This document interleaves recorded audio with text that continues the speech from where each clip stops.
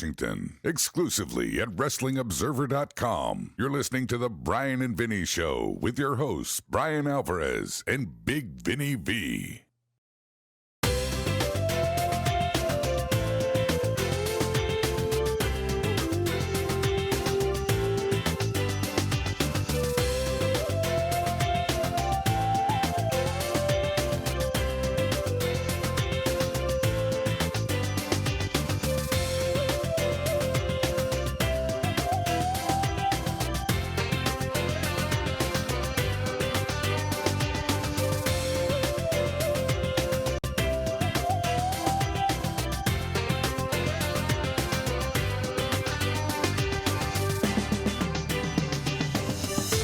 All right, everybody, it is the Bryan and Vinny Show, December 9, 2021. Figure4Online.com/WrestlingObserver.com.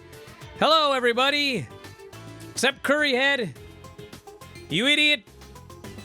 Now he's got a new thing. Now I used to be like the sixth most intelligent person in the Empire. Mm-hmm. Now I'm seventh because of fucking Oreo. All right, orcas are very smart. Not as smart as a man. I've met some men, let me tell you. Well, trust me, I'm smarter than Oreo. All right. This fucking whale. So anyway, I'm trying to think of a better name for a whale, but couldn't come up with it. So anyway, we got a lot to get into today. Everyone, we've got NXT 2.0. We've got AEW, Bizarro World. It was. And more. So there's a lot to talk about. Let's just get this damn show on the road here. We watched AEW Dynamite December 8th, 2021. Yes, we did, Vinny. We did watch that. You're right. I always say that. I know. So they're in Long Island, New York, and MJF has been hyping his return, or his appearance at the show for a long time, what a hero's welcome he's going to get. And that awesome, obnoxious music starts, and the Burberry plaid appears on the screen, and out walks CM Punk. You know what's funny is MJF was talking about this for a long time, and I thought for sure that he was just going to be booed out of the building here. And I thought he'd bury all the fans and just, be a heel down to the death. But they decided they were going to go the whole opposite direction. And for one night, CM Punk was the heel, yes, and MJF was the babyface. But he was a babyface who was still a horrible cheater. Yes, and a coward. Yeah, but they loved him. Yes, so CM Punk comes out. He mocks MJF. He mocks Long Island. He mocks the Islanders. And no, Brian, that is not Haku and Tama. He never even thought of that. He reveals his 4 Pillars shirt. I guess this is a shirt you can actually get at on AEW's site, but he has replaced MJF as one of the Pillars with Britt Baker. He buries the fans for liking MJF. This incel is your guy, he asks. He claims to be as good as Roddy Piper in Portland. He's not even as good as Roddy Piper in Hell Comes to Frogtown. Oh, man. That was awesome. The New York fans, New York area, New York City fans begin to chant, "Fuck your pizza." Because New York people do not like Chicago pizza. Sadly, Punk cannot understand them. He just made another Islanders joke about it. He says he gets it because he was a Bulls fan. He always hated Dennis Rodman when he was in the Pistons. He hated that worm. But then he joined the Bulls and he became my worm, as CM Punk puts it, because that was Dennis Rodman's actual nickname for those of you not around in the 90s. And MJF, he says, "MJF is your worm." I laughed at that. He's very excited to watch Hangman versus The Dragon fight for the title next week, and he wants next. He knows MJF wants next too, but they have to settle their own score first. MJF, I don't want you to run like these people do in Long Island. I want you to stand and fight like we do in Chicago. Oh, just booing and booing and booing. And MJF never appears. And CM Punk finally says, if that's your guy, then you're all chicken shit. And Cult of Personality plays, and he storms out. And with the possible exception of the very first pop for his very first appearance in Chicago, I bet this is more fun for CM Punk than anything else he's done his entire run. Are you kidding me? He had the time of his life out there. God, he loved running down these New Yorkers here. And it was a good preview because at some point, ultimately, it won't be long, I don't think. CM Punk is going to be a asshole heel again. Yes. But why rush it? There's no hurry, but yes. So tonight on the show, The Dragon, Bryan Danielson takes on John Silver. Jamie Hayter versus Riho. The Young Bucks versus the Best Friends. Anthony They don't do a lot of random matches, but any random 8-man tag. The Acclaimed and 2.0 versus the Jurassic Express and the Varsity Blondes. And we open with the Dynamite Diamond Ring Battle Royal. You know, everybody, those of you that have never been in this great business we call professional wrestling, never been a performer, I know everyone thinks it's going to be more fun to be a heel. And you know what? It is. It is much more fun to play the heel. But it's not easy. No. That's the, to be a good heel, no. That's the key. Yeah. Everyone thinks that being a heel is easy. And, I mean, to a degree it is. I mean, it's much easier to get someone to hate you than to get somebody to like you. But, you know, you got to be good at it. Otherwise, you're that guy that just people don't want to see on television. A Joe Gacy would be a prime example. Terrible heel. And the funny thing is, I don't even really blame Joe Gacy because this is not like his idea. It's the gimmick. He's been given a gimmick. He's a good worker. He's just given a horrible, awful gimmick. But that's the kind of heel gimmick where I just want to shut the fucking show off. To be a good heel that people love to hate is actually very, very difficult. So only one man gets an entrance for the Dynamite Diamond Battle Royal. Dynamite Diamond Ring Battle Royal. It's exactly who you expect. We get a custom homecoming video. A Lamborghini pulls up to Plainview High School football field. And there's a James Earl Jones style narration going on about what is the difference between a hero and a villain. And we see the fancy ass Burberry shoes stepping out of the car. The place knows where it's going, of course, and they're all going crazy. And I should have written down this entire thing in hindsight. I did not. I just didn't have time today. But it's talking about how if you don't like people like this, you're probably a poor and definitely a mid. He was an all-state middle linebacker for the football team. He was an all-state choir singer. He was the captain of the a cappella group, the Aka Fellas. He was never taken down in amateur wrestling. Once did a 1 minute 33-second keg stand chug. He pulled so many chicks. It was crazy, bro. But if you're from Long Island, you know he's the salt of the earth. And that makes him better than you. And you know it. And out comes MJF. And on the one hand, this honestly did move him. But at the same time, he's still MJF. So he's doing as a total mocking of CM Punk. He's checking the watch like it's clobbering time. He's doing the wrist gimmick. He's throwing himself in the fans. It's just awesome. And then the match starts. Everyone jumps in the ring. The first thing that happens is MJF is nearly thrown out like 3 times. Yeah, and when he's not thrown out, he's hiding behind Wardlow. Once he's finally able to establish himself safely in the ring, he stands in the corner. He hides. For the first 10 minutes of the match, except for that 30-second sprint at the beginning, he spends 10 minutes standing behind Wardlow doing nothing. And after 10 minutes... How many times I did that in a Battle Royal, and I wasn't a heel? As many times as you could. I was just trying to get the fuck away from all these idiots doing spots in a Battle Royal. Yes. About 10 minutes in, he looks over and he sees Dante Martin is already down in the corner. He pushes Wardlow aside. He runs over. He kicks Dante one time. He runs back to the corner and pulls Wardlow in front of him. Yes. It was the best thing in a Battle Royal I may have ever seen. And meanwhile, everybody is cheering him wildly for being a cowardly... He is cheating chicken shit here in this Battle Royal. But you know what? He's their chicken shit. That's the key. Yes. We had a brief moment. It was a great moment of... Hobbs and Wardlow teasing some big hoss action, as they call it. You know what he was? He was chicken shit of the earth. He was, in fact, he was.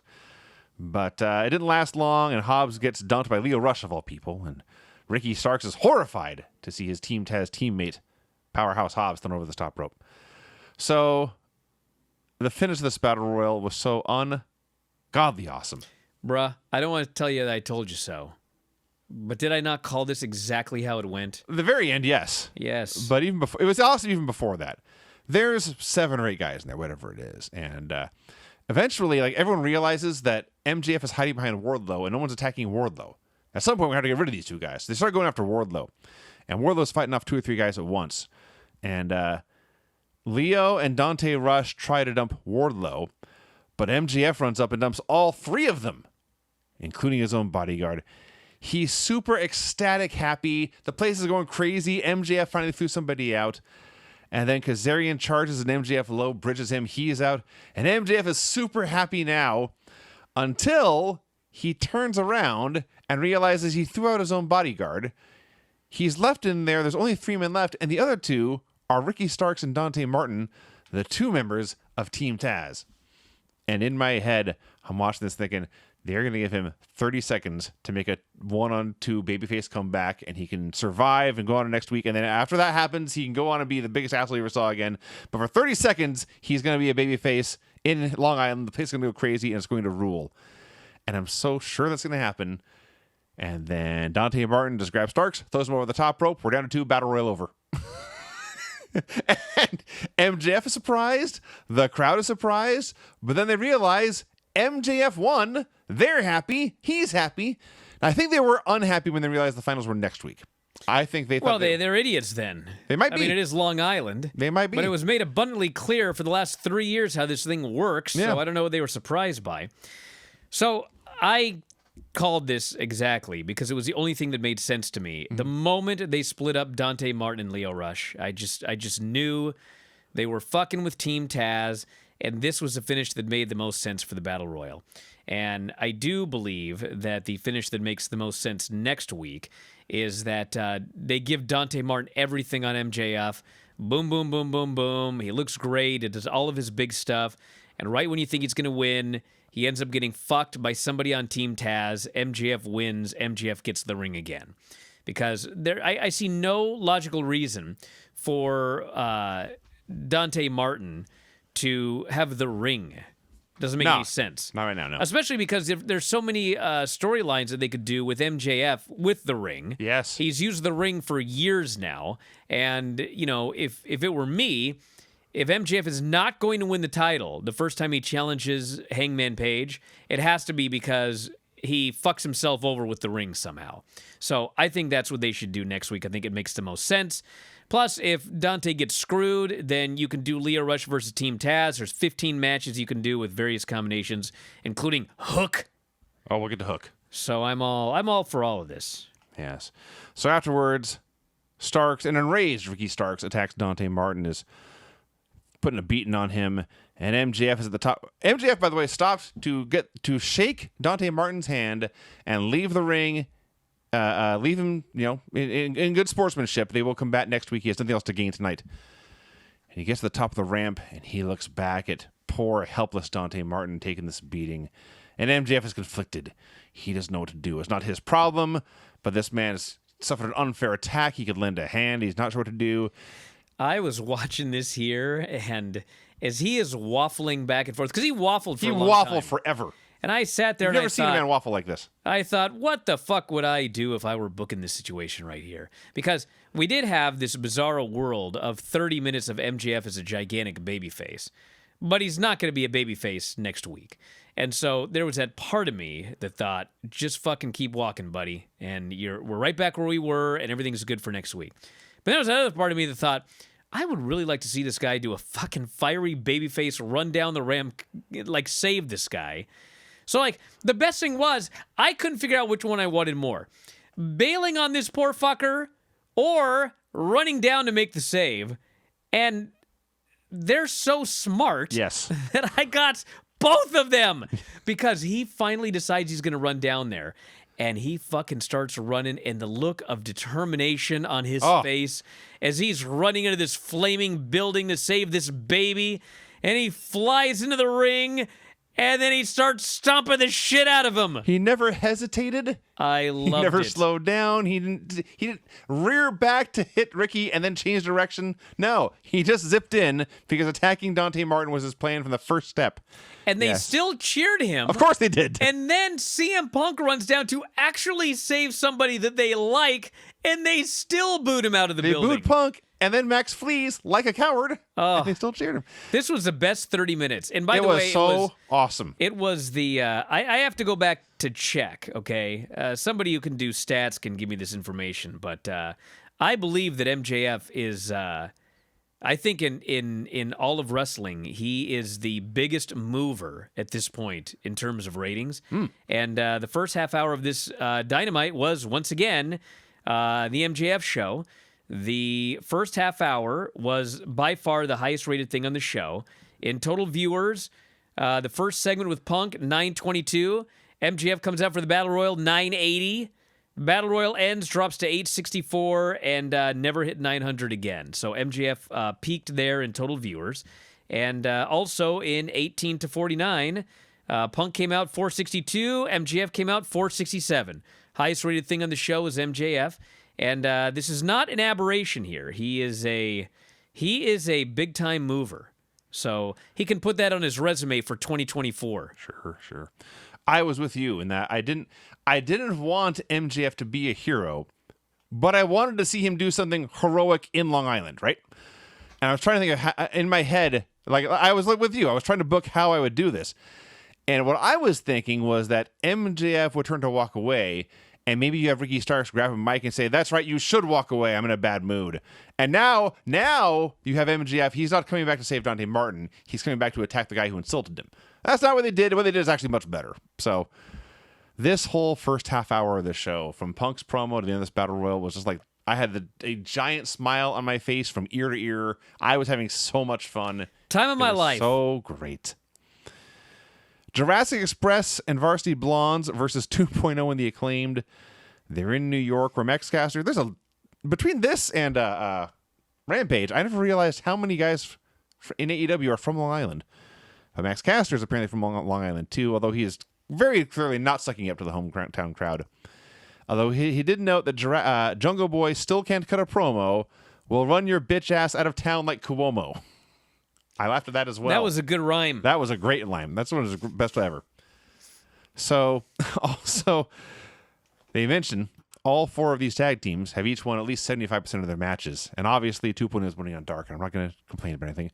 But as someone who doesn't watch Dark, I literally can't envision what 2.0 winning a match would look like. Watch the fucking show then. It's free. Did they use a submission hold? I don't know. Use a high impact move? Did they do a technical cradle? What do they do to beat people? I don't know. It'd be pretty easy fucking to find out, Vinny. It'd be easy to put it on this show. Go to YouTube. Yes. We don't need to see these guys winning on this show. They're perfect in their role. So anyway, they had a very basic, very fun match. Heat on Pillman. Luchasaurus makes his comeback. Bunch of high spots. Daniel Garcia teases interfering, but he gets laid out by Eddie Kingston, and Jungle Boy wins with a snare trap. All is well and good. Yeah, my only problem with this match, and this was a very, very fun match, was what is with these referees? Like, Daniel Garcia is grabbing this guy right in front of the referee, and the referee did not do jack shit about it. I didn't like that. But everything else I thought was very good. So afterwards, Eddie Kingston is backstage cutting a promo we can't hear. Yeah, that was unfortunate. Yeah. Of all the people who can't Yes. hear their mic as they're cutting a passionate, angry promo on Long Island, Yeah. it happens to be poor Eddie Kingston. And Ortiz is there, and 2.0 attacks, and this obviously is going to set up a trios match down the line. So there you go. Apparently, everybody but us saw Bowens punting Pillman in the face.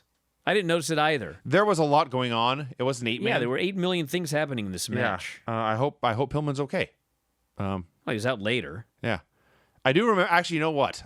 I don't remember it happening. I do remember the announcers talking about he had a hell of a kick. Because they're talking about Bowens as a baseball player. Maybe he could be a punter, too. So that must have been when it happened. FTR does a promo. Beating the Lucha Brothers thrice, they say. Thrice, Tully Blanchard claimed, although once was with Pac as a replacement. Friday night, the biggest match of their careers. They become the first ever 2-time AEW Tag Team Champions. The Young Bucks versus the Best Friends. God damn. Can they have a bad match? No, they can't. No. Oh, my God. Every time I watch, it's never a pay-per-view match. It's always a TV match, a nothing happening, random, middle-of-the-show television match. Or I watch the Young Bucks, and I think they should get 100% of the votes in the Observer Hall of Fame when they're eligible as a tag team. Like, they're the absolute great... If you don't think they're the greatest tag team of all time, like, that's fine. But, I mean, how in God's name can the Young Bucks not be in the Observer Hall of Fame for their tag team work? It's a fucking impossibility. They were so good in this, I hate to use the term nothing happening, but it is a random match on a random Dynamite. Chuck Taylor and Rocky Romero, who isn't even with the company, by the way. Yes. I mean, he's awesome, but I mean, he's not like an AEW wrestler. He's a New Japan wrestler. But it's Chuck Taylor and Rocky versus the Young Bucks, and they just fucking had the best match. So Nick Jackson is a great great pro wrestler. I can't stress this enough. He is great at wrestling. But it may be like the fourth best thing he does behind strutting, fashion. I'm assuming he's responsible for a lot of these rompers and the nose to ear chain. And I must now also add clapping. I enjoy watching him clap more than watching him wrestle. When they did a tease dive into a parody of their own Kiss Adam Cole spot, but when he goes to get the crowd fired up and he starts to clap with his hands and then at the same time is clapping with his knees in his hot pink outfit, I'm beside myself. I know people sometimes don't like the spot where they hit the ropes multiple times and then, they could attack their opponent, but instead they decide to slide out of the ring and kiss Adam Cole. I pop every time. They're douchebags. And it's great because, you see it coming a mile away. Yeah. Because Adam Cole's outside the ring. And with his back to the ring. Well, that's the point. They start hitting the ropes, and Adam Cole's not in the ring. So, at first you're like, okay, what spot are they going to do here? They hit the ropes, then they hit the other side. Then they start hitting the other side again, and you're like, okay, something's coming here. And then you notice Adam Cole facing the hard cam. Yep. Just shit-eating grin on his face, cocky as can be. They fucking slide out and kick him, and they kiss him, and it was so awesome. Yes. And of course, this leads almost immediately into them getting their asses kicked. Yes. Because that's the key to the Young Bucks matches. Yes, they fuck around and they do stupid shit, and then they pay for it. Yes, that's the key. That's the point. They're supposed to be bumbling fools, arrogant pricks. That's how it works. That's what they are. So, in the end, you mentioned the refs. There's 18 dudes in the ring. Cutler's in there, Orange Cassidy's in there, Cole's in there. There's 1,000 things going on. Matt Jackson at one point is accidentally cold sprayed by Brandon Cutler. He is then pile driven, and as he is on the mat, Rocky starts running the ropes. He's going to run and do a cradle to a guy who's already on the ground, but that's fine. But Matt's out of position, and Matt has to work so hard after being pile driven to spin his feet 180 degrees to be in the right spot for this. That was funny. Eventually, the Bucks finally pin Rocky with a Meltzer driver. It was a very fun match. And then, this is the best part. This was not the best part, Vinny, but it was a really good part. It was not better than this match. It may have been the most fun part. So the post-match brawl continues, and Chuck's laid out. Wheeler Yuta's out there. He's destroyed, and Orange is down, and Rocky's down, and the beating is going on. And then the Best Friends music starts to play. And the announcers are saying, well, who could this be? All the best friends are in the ring. They're already down. And into the arena drives Sue. Trent's mom, Sue. And Tony Schiavone, in a perfect parody of himself, screams, "It's Sue!" And Trent gets out of the car with his buzz cut. He looks like Miro. Dresses like Moxley. Looks like Miro now. He hits the ring and makes this awesome comeback. And he just looks great, just killing all these dudes. And so the Best Friends clean house. They all get up and do the big hug spot. And now they're bringing Sue down to join them in the ring. And somebody starts to play the Roppongi Vice theme. Because it's Trent and Rocky back together. And Sue comes in, the most over mom, Tony calls her, to Roppongi Vice. Made it all better. This, again, was so much fun. You ever notice how fun Dynamite is? Watching the show is fun. You just noticed how fun this show was? Of course I didn't just notice it. Did you just get paid? Of course this show is fun. You want to know why? You want to know why this show is fun, everybody? Tell me. I'm going to drop some knowledge here. So buckle up. You always know I'm going to drop some knowledge when I adjust myself in the chair like that. You do that dramatically, yes. Yes. You want to know why this show's so goddamn fun? Because it is a pro wrestling show. That's it. Right. We're all wrestling fans. So you give us a fucking pro wrestling show, and lo and fucking behold, it's fun. You give us some shitty sports entertainment bullshit, and it's not so fun. Plus, the booking makes sense. You may not agree with certain finishes or certain decisions, and you may not even agree with the way that some of these matches are put together or anything like that. But at the end of the day, it is a logically booked pro wrestling show where you are rewarded for paying attention. Yes. And they give you satisfying conclusions to the stories they tell. And you identify with the characters. You No understand. shit, it's fun. You understand their motivations, why they're acting the way they act, why they're reacting to things, and where they're going to go next. It's a lot of fun.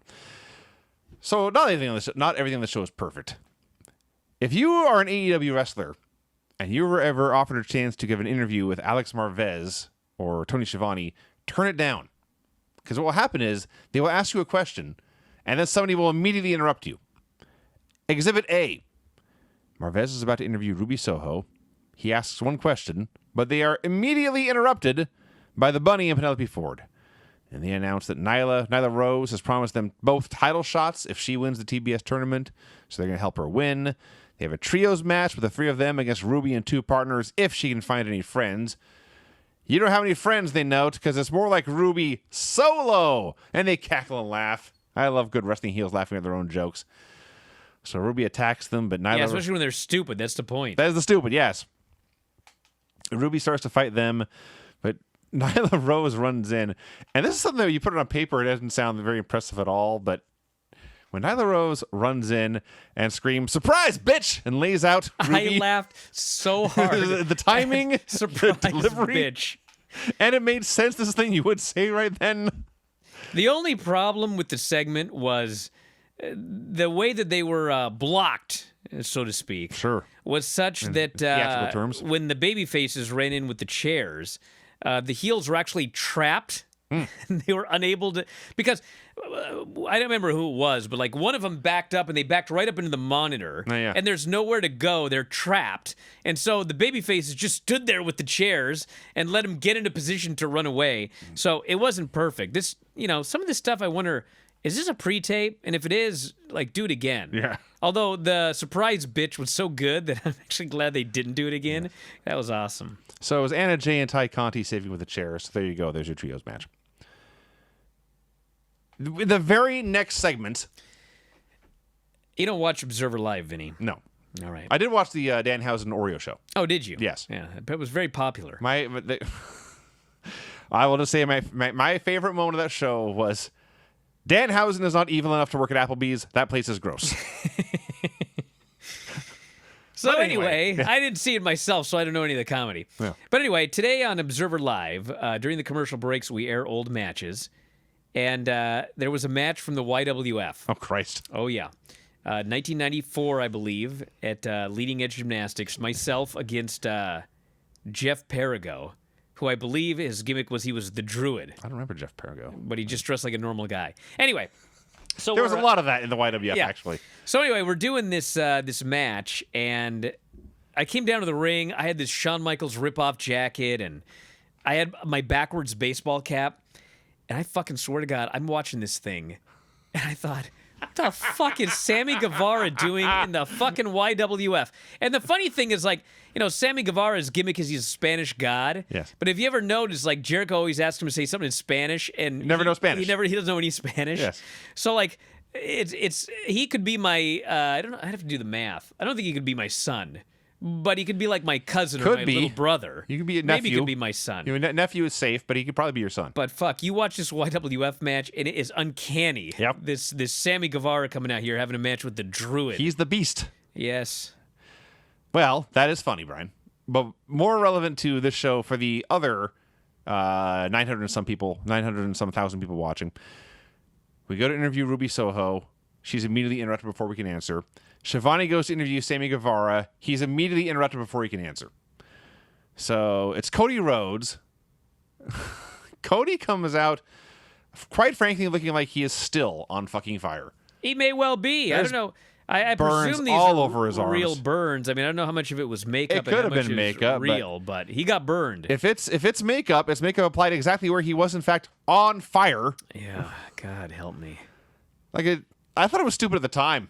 This is a week later, and I'm like, that was really stupid. But he's alive, and he's actually awesome here at just trolling fans at this point. Like he's not a heel, but he goes to get heel reactions. He talks about how great Sammy is doing with his open challenge, and he wants Sammy to know, you're from one good guy to the next, he says. For Christmas Day, your open challenge has been filled. It's official. You'll be defending your title against me.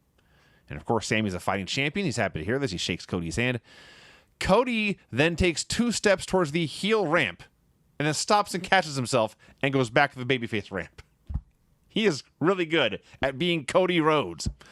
He knows the gimmick. Now, before we get any farther, Sammy is immediately interrupted for the second time in this segment by the Men of the Year, who were in the crowd to bitch about Cody getting the title shot. Maybe if I was an EVP and I kissed Tony Khan's ass, I get a title shot too, Ethan says. They promised Dan Lambert is coming back. And then Scorpio Sky says he's in the top 5. Sammy needs to face him. It was a very good Scorpio Sky promo. So there you go. Jacob, I don't think Sammy ever spoke. Jacob here says no. He accepted the challenge. Jacob here says those were definitely real burns. I'm sure that if not all of them, the vast majority of them were real burns.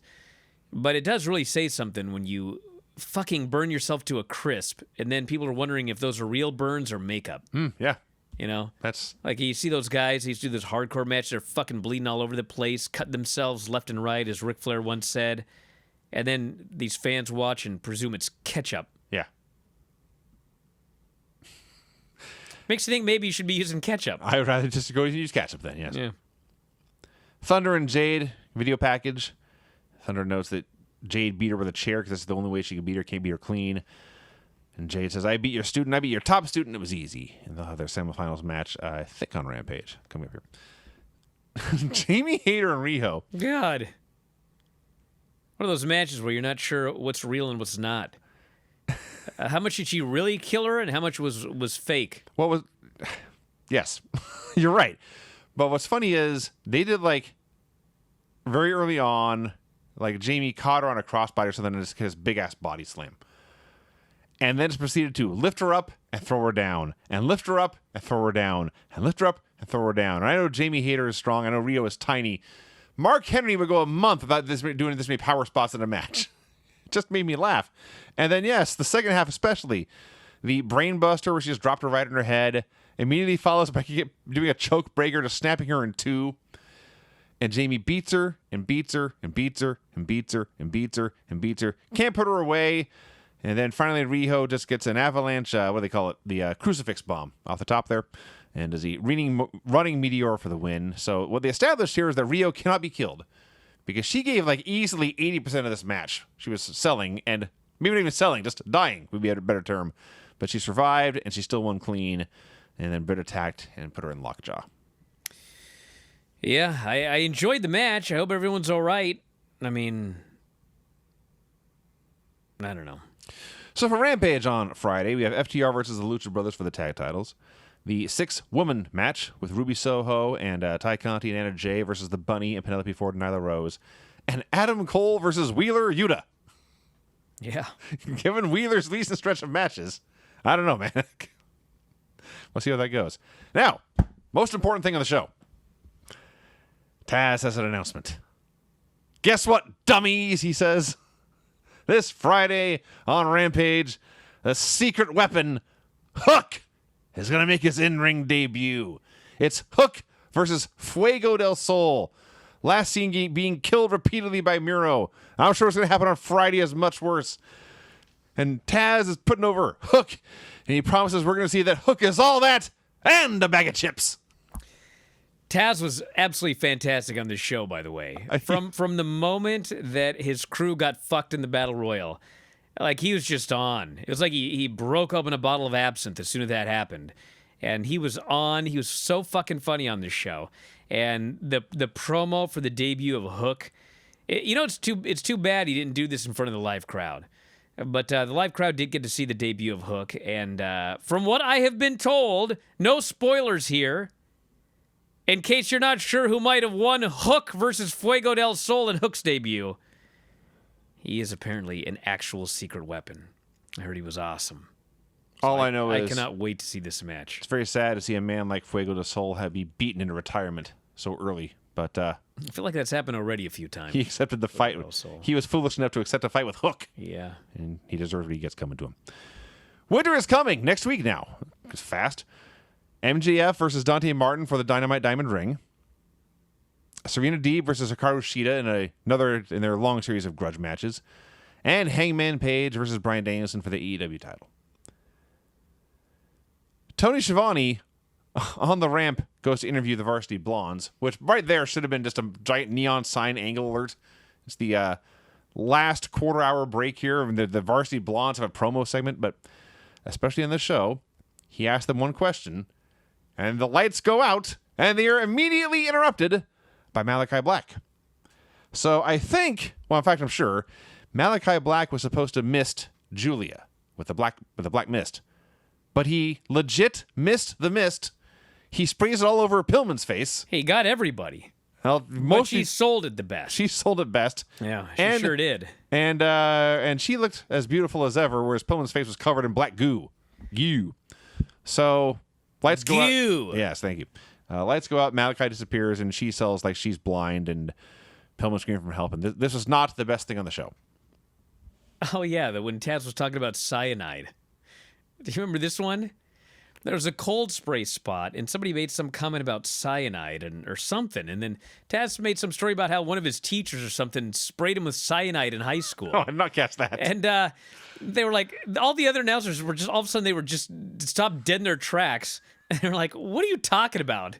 And he goes, as a product of a shitty school system. I laughed so hard. I caught the punchline. I didn't get the setup. It's so fucking funny on the show. Anyway, my theory is that Malachi sprayed Julie Hart, and now she's going to become evil. That would seem to be the case. Yes, that's what I think is happening here. Pat got sprayed twice, but he's already a bastard. Yeah, many people get sprayed with that spray end up being evil. Cody started turning yeah. dick. Dante briefly was That's evil. True, yeah. Yeah, so I think it's time for Julie to... somebody made the comparison of Kevin and Nancy, where she's going to be... Kevin Sullivan, yes. Yes. Okay. Yeah, that would work. Yeah. Main event, Bryan Danielson versus John Silver. So it was interesting. Silver got in there, and he just wrestled Danielson's own match. He was matching him kick for kick and hold for hold. And it was back and forth constantly. There was no prolonged heat segment. There was no giant babyface comeback. They just had a fight. And the worst part for Danielson was when Silver caught him in a knee bar. And this has happened before, where Danielson just hauls off and takes his free leg and boots the guy in the face repeatedly until they let go. But Silver just absorbed these boots and laughed at him and stuck out his tongue. And so it was Frank Shamrock who I saw doing this once. And Danielson drags himself to the ropes and gets the ropes, and he escapes that knee bar. He escapes the spin doctor and eventually catches the MMA elbows and just elbows him to death. And there's an example of a match here where their job was not to go out and have the best match anyone in that crowd had ever saw.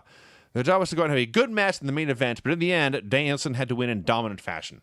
So once Danielson got this late advantage, finally, it took him a long time to get it, by the way, but once he got it, it was over. He lays in the MMA elbows of death, and Silver already looked out of it by then. Danielson then unveiled the Got-style piledriver, stolen from Minoru Suzuki. And as soon as he hits this move, Silver's out. And Danielson put him what I think was a full Nelson.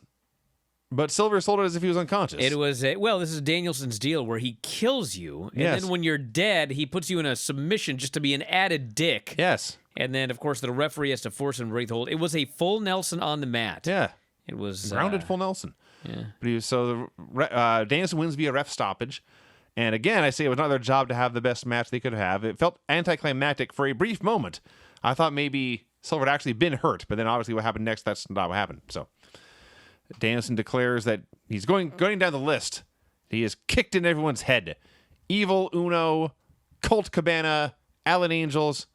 He looks at the defeated, unconscious John Silver and says, "Oh, wait. I am a man of my word."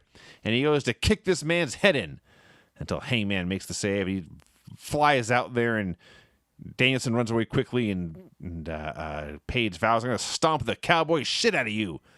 And there you go. And that's the main event for next show, and that was that. Dynamite was really good. This is a great show. Great build to Winter is Coming. Not a bad match on the show. Fun angles. Stuff you never get to see. It was like a special show because we got MJF as a baby face and Punk as a heel. I thought this show was great. I thought this show was much better than NXT 2.0. Oh, it was. Although NXT 2.0, I got to review it actually to get my real thoughts, I've noticed.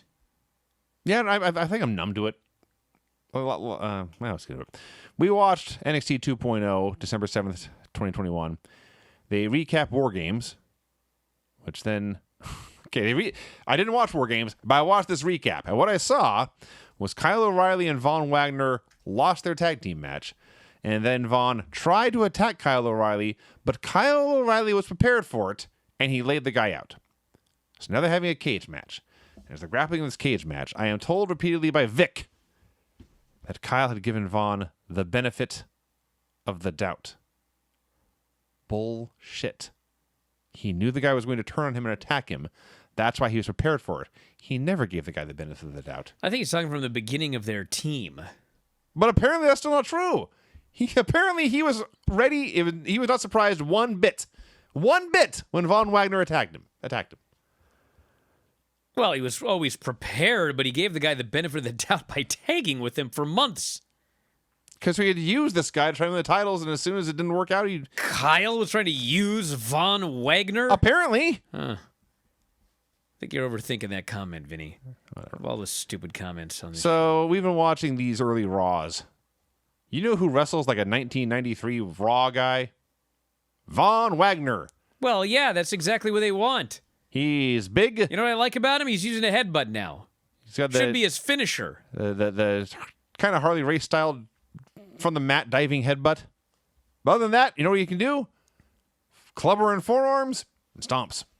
Yeah, but you know what, Vinny? I talked about this yesterday on Observer Radio. I'll say it again here. These Kyle O'Reillys, Tommaso Ciampas, Johnny Garganos, like Johnny Gargano maybe had an AEW for all I know.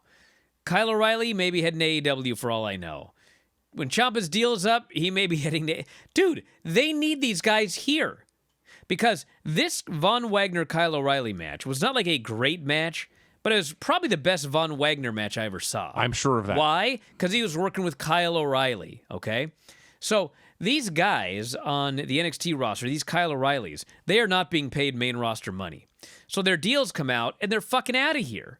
Unless they get a huge raise, which I guess we'll find out if they do or not. But they should be paying these Kyle O'Reillys and Ciampas and Garganos and these guys. They our favorite caveman, Cameron Grimes. They should be making main roster money to teach these guys how to work. And also because they're in there getting thrown around by these big green guys that could kill them. That's main roster money. Otherwise, Kyle's going to leave. Grimes, all these guys are going to get the hell out of NXT 2.0 if they're not called up to the main roster. And you know what you're going to have?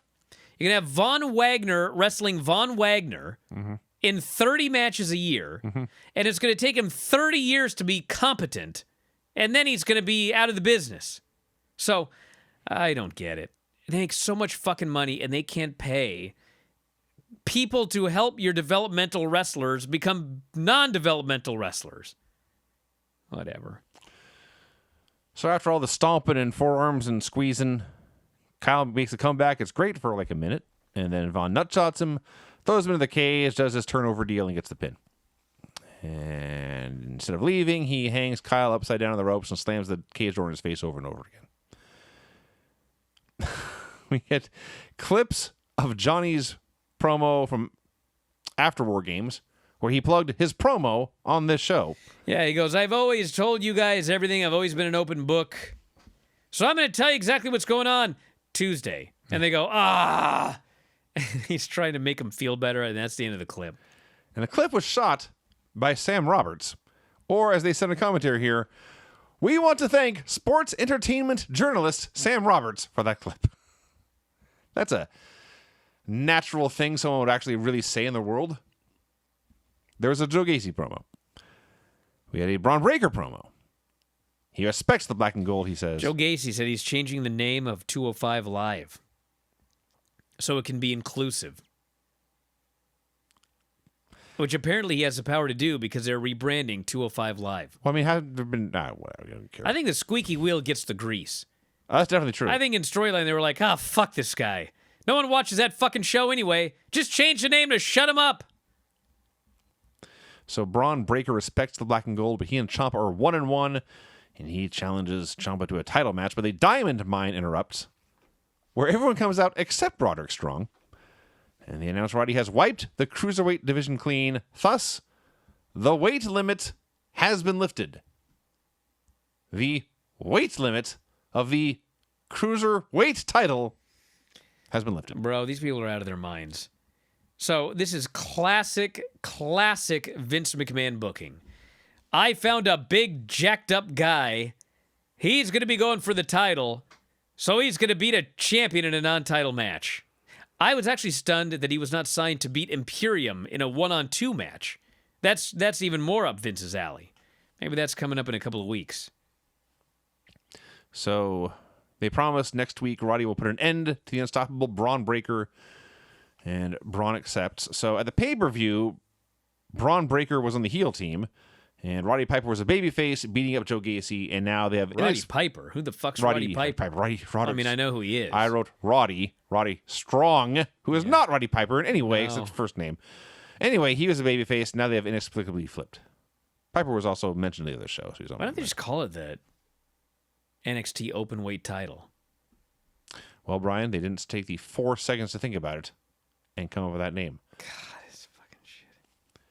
The Creed brothers versus BJ and JB. Yeah. With the Grizzled Young Veterans on commentary and Imperium showing up at the Crow's You know Nest. what this was? You know what this is, Vinny? This is NXT in a year when all the good workers have gotten the fuck out of here. This was, in the words of the late great Buddy Wayne, the fucking blind leading the blind. Yes.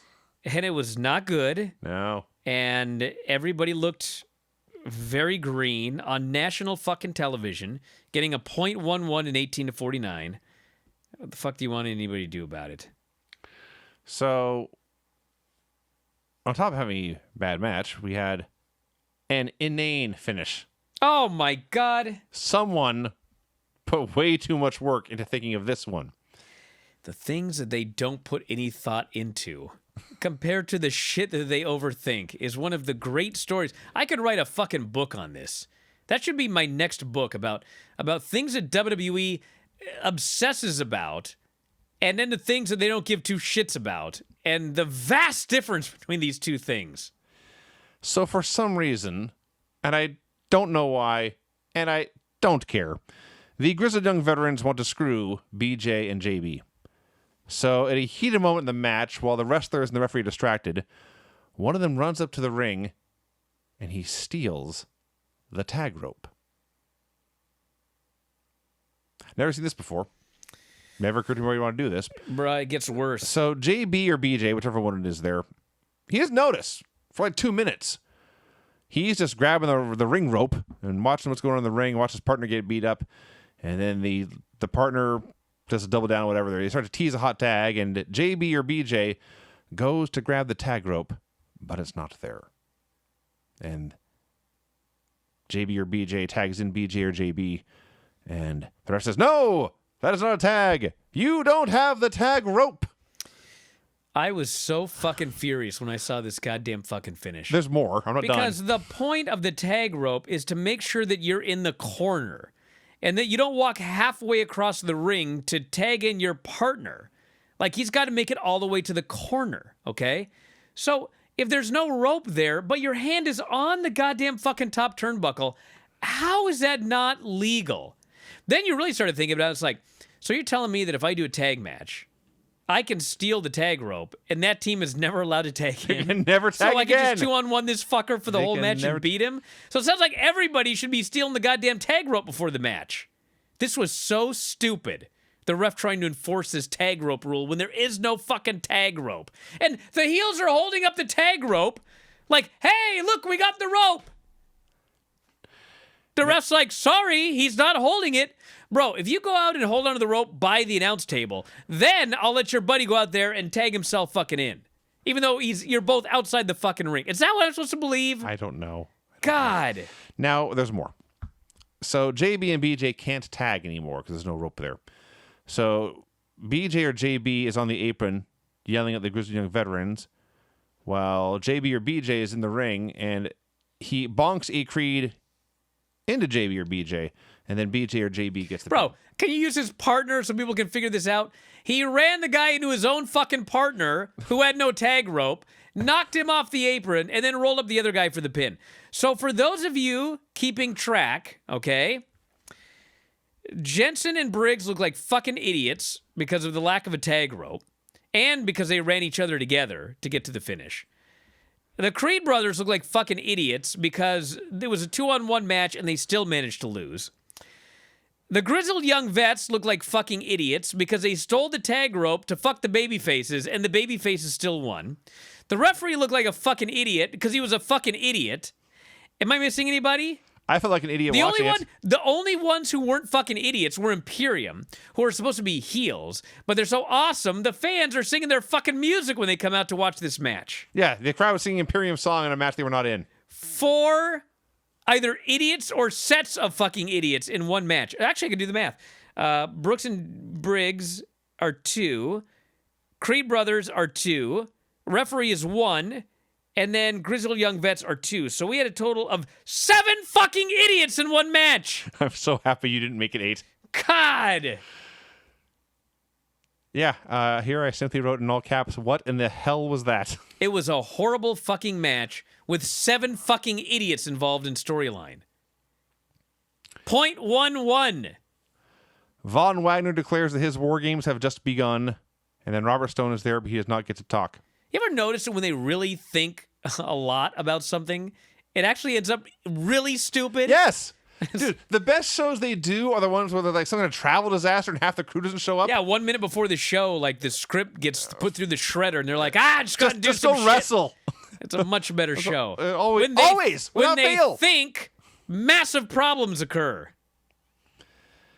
Duke Hudson comes out in a Ric Flair wig. This was good. Duke I'm a sucker Hudson for this. Duke Hudson is very, very good at playing insecure. For a 6'5" tall, handsome, tan Australian, he really does. He sells it like he has self-doubt. So he promises that despite what happened at the pay-per-view, he's fine. His hair grew back right away, better than ever. He even added some color. Cameron Grimes, you are a disappointment. So Grimes challenges Duke to a no-holds-barred match, and Duke, of course, is a coward and timid, but he does finally accept the challenge. We now arrive at our weekly segment. Vinny reads from his notes directly. JB and BJ celebrating. Jacket Time smacks their ass. GYVs want credit for the win. KC and KC take JB and BJ to concert. Brawl breaks out. Woman is sleeping. Casey and Caden walk by, and they just walk through the middle of this interview segment. And they're like, we got tickets for tonight's concert. It's like, and that my delivery, by the way, was way too good. I'm sorry. And then the dudes, BJ and JB, are like, oh, I like this place. And they walk off after the women.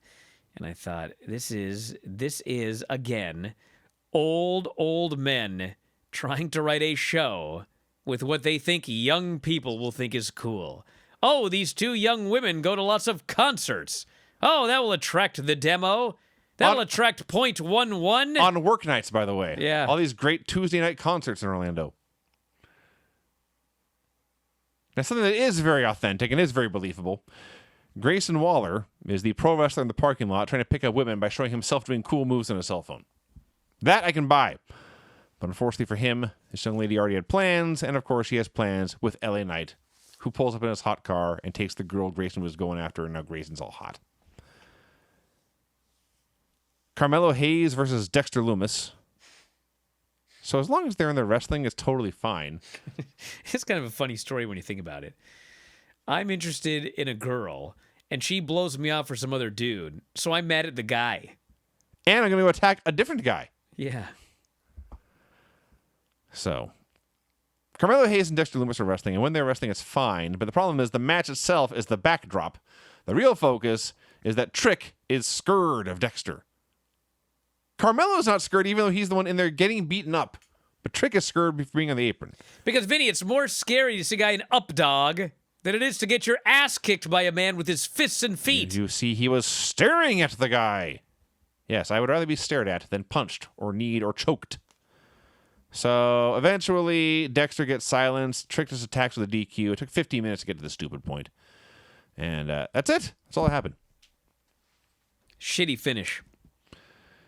It's one of those where if you want to do this, do a 2-minute match and get to the point. Don't waste 10, 15 minutes on a match and then just do that. MSK finally meets their shaman. It's Riddle. Yeah. So I don't know if this is, I hesitate to even mention this, but one person told me, so this is not double sourced, but one person told me that they were going to find Jeff Hardy. Oh. And that he was going to go down to NXT for a while. Yeah. And anyway, then he didn't. Yeah. So, but it makes way more sense for it to be Riddle. So that's why I presume it's true because anyway. I don't know if Riddle's really a shaman. I can't see him and MSK hanging out being buds. So they talk about the Dusty Cup when Riddle was there teaming with Stallion Pete. Riddle misses Stallion Pete. And they actually have like questions and advice. They're worried that by debuting in the Dusty Cup, winning the tag titles, they may have peaked too early. Now things haven't been going as well, so they stop having so much fun and be more serious. Riddle says, you don't need to change. MSK needs to be MSK. Now, why don't you show me what's in that bag, because sharing is caring. And he opens the bag, and Riddle's very impressed. He's very, very happy, but it's like the briefcase of Pulp Fiction. We don't actually see what's in the bag. We can probably guess. It's less of a mystery than Pulp Fiction. Mandy Rose promo, she has nothing to say. I really like that thing with MSK and Riddle, by the way. Okay. I thought that was really good stuff. I liked it. Persia Parada wants Indy Hartwell to focus on the team. Mate, she says, you need to leave the love at home. I'm sure we have some Australian listeners. But this came off like a dumb American writing a bad Australian accent. And I think they're really Australian women. So I assume it was not their fault. You need to leave the love at home. So Dexter is there, and Indy jumps into Dexter's arm. She's not leaving the love at home. And then Johnny Gargano arrives. He's happy to see his daughter and her husband together again. Oh, Christ. So it's Toxic Attraction. Whatever, who cares? Versus Valentina Feroz. My God, the posing. Holy smokes, did they do a lot of posing. I don't even... Lots of walking and posing. I'm not even talking... Upset's the wrong word. I'm not even focused on them this week. Valentina Feroz and Yulissa Leon are standing... One's standing in the ring and one's like squatting. Or whatever, but we cut to them and they're just standing there with the biggest, fakest smiles you ever saw. If you ever watched the Black Hole Sun video or saw what happened in the original Batman movie when the Joker gave everybody Smilex, that's what they actually look like. They're just standing there, and then you can see the director go, and they start to move, and they're gyrating and posing, and it's the fakest, phoniest, silliest, weirdest, uncanny valleyest thing you ever saw. You know what it was, Vinny? This match, the blind leading the blind for the most part. This was very, very blind. There was a TV match going on. JC Jane won with a rolling big boot. Yeah. Thankfully, it wasn't very long. No. It was much shorter than the other tag match. Mandy calls out Cora Jade or Io Shirai or Raquel Gonzalez. Cora Jade answers. Then Raquel comes out with a chair, and the bad girls run away, and that was it. A colossal waste of time. Yeah, this led to a segment backstage where Cora Jade, who needs to work on her delivery a little bit. Oh my God, that part. She says, "Oh Jesus, oh God." You know, I won War Games, and I also beat Mandy Rose a few weeks ago. Can you imagine if I could become the next NXT Women's Champion? You're being way too easy on this. I know, I'm trying. And Raquel goes, "You need to stay in your lane, Cora Jade." They're supposed to be friends, by the way, and baby faces. And then... No, they're not. There are no baby faces in the show. They actually are supposed to be baby faces. And then up walks Kaylee Ray, and she gives a bat. I'm not making this up, what I'm about to say, everybody. She gives a bat to Cora Jade, and she says, "You're going to need this." And Cora Jade says, and this is almost a direct quote, "Well, what are you going to use? Because there's only one bat on the fucking planet. It has now been given to Cora Jade. Kaylee Ray is now helpless and weaponless for the rest of her life on this planet." But Kaylee says, "I've got it." And then Raquel says she's some... Anyway. When this God help me. fucking thing starts, and Cora is just like staring off into space. It's like she envisions herself at a cliff overlooking the sea instead of being in the locker room of a TV studio. And she just says, "You know, if I can get a championship opportunity against Mandy Rose, I could be the NXT Women's Champion." Like, no shit. If you compete in a sport against somebody else, you may defeat them. That's how sports work. Well, you didn't watch the show, Vinny, when she got the pin and was flabbergasted that she'd managed to win a match. Shocked. This was wretched. Wretched. Now, I'm going to skip ahead a bit. I finally saw one of these Tiffany Stratton segments. It is at least in the category of so bad it's funny. You saw a near-naked woman and rewound it. So what show on USA am I missing? Oh, wait. She's someone talking about her daddy. Talking about her daddy and doing flips. And you've mocked the gimmick without doing enough mocking of her delivery, which is... Actually, I kind of like her delivery. I was in gymnastics. Daddy paid for my gymnastics lessons. Yeah. I was going to win a gold medal at the Olympics. But you know what's better than a gold medal? The NXT Women's Championship. No, it's not. I kind of like her. It is not better than a gold medal. Well, she didn't get a gold medal anyway. I kind of like her delivery. There's something funny about it. There's a line in one of the other segments where she talks about all these places she shops, and she goes, Daddy gave me the credit card. Where I shop, there's no Black Friday sales. There's no Cyber Monday. And a lot of people, I forget the line, it's just something like, a lot of people look at where I shop, we don't even look at the price tag. And I forget I just fucked the whole thing up. But she had to delivery about some line. It can't be any worse than what she did. Some line about money was actually funny the way she delivered it. Like, it's just money. There's some line, but I thought she did a really good job with it. But the point is, again, we have an actual 2016 Olympic gymnast that they've changed her fucking name. Yes. So, just like Cody Rhodes and his burns, you look at it, you Google Tiffany Stratton gymnastics, Olympics, jack shit comes up. You're like, some woman that can, she maybe did high school gymnastics. It's bullshit. But actually, it's not bullshit. But they changed her name, so now it is bullshit.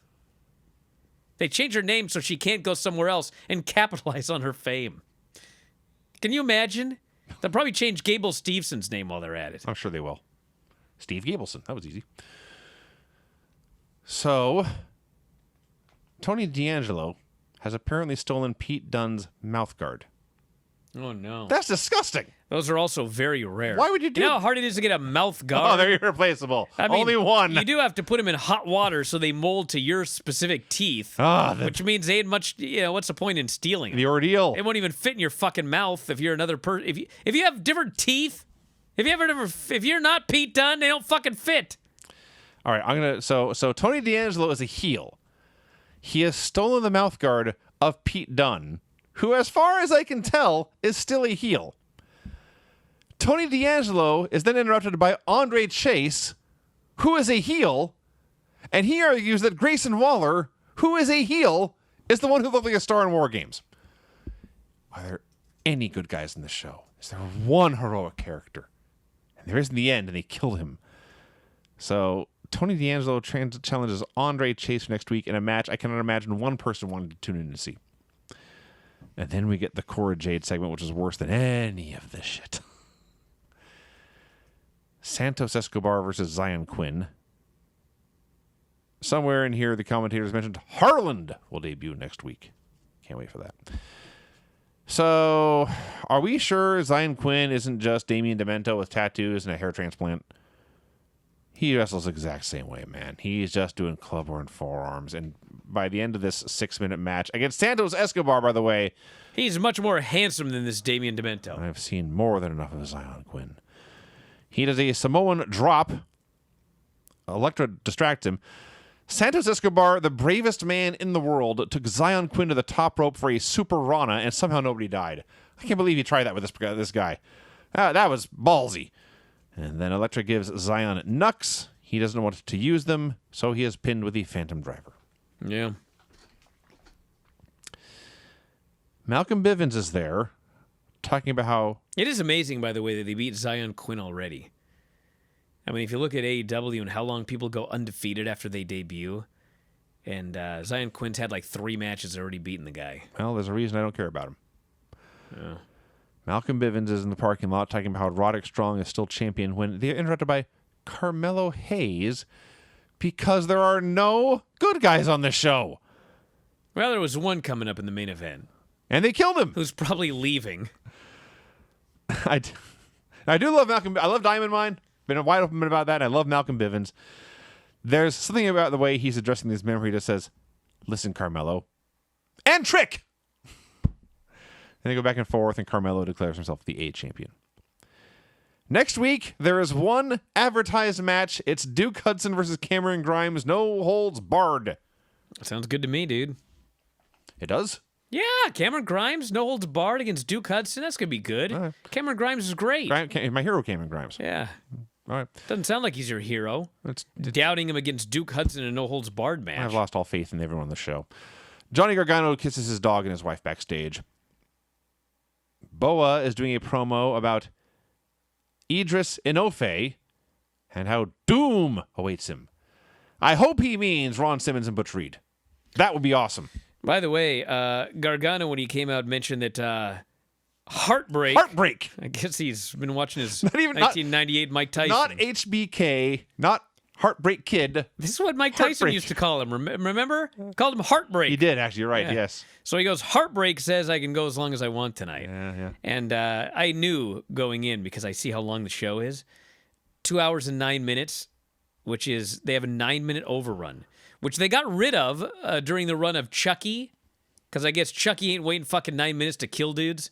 But now I guess Chucky must be over because they got a 9-minute overrun again, which I hate. Just get this fucking show over with in 2 hours. You don't need a 9-minute fucking overrun. 1 hour would be preferable. So Gargano comes out for his promo. Heartbreak told me I can go as long as I want. And he just cuts this great promo. His only regret about his time in NXT is he wished he had taken the time to enjoy things more. He was always worried about whether if he had a promo or a match, if it was everything the crowd wanted, everything they deserved. And he explains, when he showed up here, he was told he would never be in NXT. William Regal is the one who brought him back, talked them into giving him a dark match. He showed up that dark match, and the crowd chanted for him so loud, they brought him back. The crowd responsible for him being there. He thanked the crowd. He thanked the producers. He thanked the trainers. Thanked all the backstage guys. A bunch of names no one watching at home ever knows who they are because they work backstage. Says change is scary, but it needs to happen. And you'll never fail if you bet on yourself. I bet that's just not true. I bet we can find thousands of guys who betted themselves and failed badly. In February, he starts the most important job of his life. He's going to teach his son to be the best he can be. And the crowd starts to go crazy. Now, I watched this after the fact, and there's all sorts of photos from the fans out there of what happened. And you see him, he's doing sitting down in the ring with Ciampa, and Tim and Ciampa and Kyle are on the floor talking about whatever. And so I figured what would happen was Ciampa would come out and the fans would be screaming because they think Ciampa's going to attack his old frenemy. But no, it's Grayson Waller. And he beats up Johnny Gargano, hits him with a chair, smacks him around, throws him to a table, and the show ends. Dude, I thought Johnny Gargano was fantastic in his promo. Oh, it was so fucking good. He was the greatest babyface ever. It was a great promo. I could not believe, my gut tells me he's actually staying. I know everyone thinks he's leaving, and he may leave, but I don't know. If I were Johnny Gargano, there's a lot of things to think about here. I mean, you're going to have a child, and if you can stay in NXT and get a trainer's gig and a wrestling gig, so a double contract, and you're going to work not even once a week, you're going to work sparingly, and you're going to be right there by your family almost all the exclusively time. In Florida, You're never going on the road. Nope. I mean, if you're going to make comparable money, I think that he would be just fine staying here at NXT. Plus, he's got a lot of miles on his body. Yep. And do you want to go in there and do AEW-style matches and that sort of deal? So I think there's a decent chance he's staying. Plus, the fact that they let him do this. Also true. But he could show up on AEW next week, for all I know. But anyway, the point of this is I thought he was fantastic here. And he was so good that when Grayson Waller attacked him, Grayson Waller got legitimate heat from these fans. These fans are chanting "piece of shit," which I don't think I've ever heard on a wrestling show. I know I've never heard it in WWE. I've never heard the crowd chant "piece of shit" at somebody. It wasn't "you suck" or whatever. It was "piece of shit" they were chanting.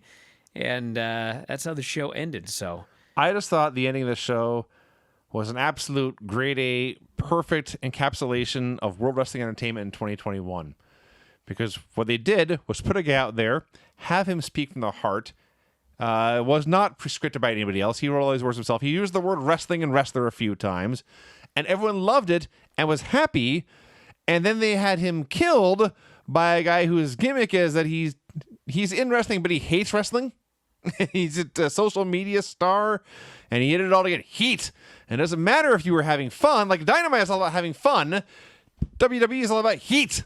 And this is a heat segment to end this, to set up a feud that for all we know is not going to happen. Yeah. What a kick in the sack. Well, it's a WWE program, so you're going to get kicked in the sack. If you watch the show, your sack will be beaten. Yeah. There you go. Dynamite wins. Yep, Dynamite was the winner here tonight, and we're going to be back on Sunday to talk about Rampage, and I guess our weekly Q&A as well. So that's coming up, and I think it's too late for everybody. Maybe if you do immediate overnight, you can get a present for the Christmas show. If you yourself can drive to Woodinville. Yeah, I think it's too late. Yeah. But if you want to try, P.O. Box 426, Woodinville, Washington, 98072. Christmas shows being taped very, very, very soon because we got a lot of stuff coming up this month, but it'll be, we'll see how it goes. I'm waiting for the year that Christmas show is just a bomb. Presume it'll probably be this year. Which is fine because, just do a shitty Christmas show one year and then the next year everyone's happy again. So I guess. I never have faith going in. I never have faith going in any show we ever do. I just give more liquor. They seem to work out more often than not. All right, everybody, we're going to wrap it up for today. That is it. Video.f4wonline.com, WrestlingObserver.com. We'll talk to you again after a while. Adios.